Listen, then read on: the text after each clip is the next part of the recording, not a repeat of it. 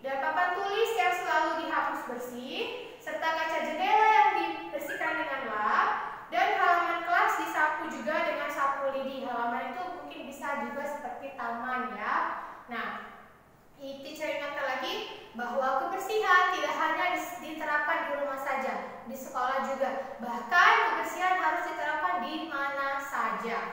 Nah, di halaman 29 coba kita pasangkan sama-sama penghapus. Kita tarik garis ke alat untuk menghapus. Lalu kain lap, kain untuk membersihkan debu dan kotoran. Ember, tempat untuk menyimpan air. Nah, sudah ditarik garis ya, sama-sama kita tarik garisnya tadi. Lalu kita lanjut di SBDP, yaitu gerak keseharian tari. Di halaman 30 coba kalian bisa buka bukunya. Ketika membersihkan kelas tadi ada berbagai macam gerakan yang didapatkan oleh Nina. Yang bergerak adalah tangan, kaki, dan juga kepalanya pada saat membersihkan atau mengelap jendela tadi ya. Nah, 3 gerakan dari tangan, kepala, dan kaki itu bisa dibentuk menjadi sebuah gerakan tari dan diiringi dengan alat musik ritmis. Apa saja alat musik ritmis? Ya, contohnya adalah marakas, gendang, dan tamborin. Marakas jika kalian tidak punya atau sudah susah mencarinya, marakas bisa dibuat dari botol bekas. Dan gendang atau tamborin atau drum bisa dibuat dari botol kaca. Nah, nanti ketika sudah jadi bisa digunakan untuk mengiringi tarian kalian. Oke, lanjut kita ke pelajaran matematika, yaitu tentang segitiga dan segi empat berdasarkan sisi, sudut, dan titik sudut. Ini sudah yang beberapa kali kita jelaskan ya, bahwa segitiga kita tuliskan, kita gambarkan segitiga begini dan namanya segitiga. Kalau yang begini namanya segi apa? Segitiga juga, hanya bentuknya saja yang berbeda ya. Bagaimana dengan ini? Segi empat, karena dari 4 sisi terbentuk ya. Lalu sisinya 1, 2, 3. 1, 2, 3. 1, 2, 3, 4. Nah, jadi ini segitiga dan ini segi empat. Sudutnya ini sudut 1, 2, 3. Nah, ini sudut ya. Lalu ini 1, 2, 3. Ya, ini yang disebut dengan sudut. Yang segi empat 1, 2, 3, 4. Dan di setiap sudut pasti terdapat titik sudut. Kita tuliskan titik sudutnya. 1, 2, 3.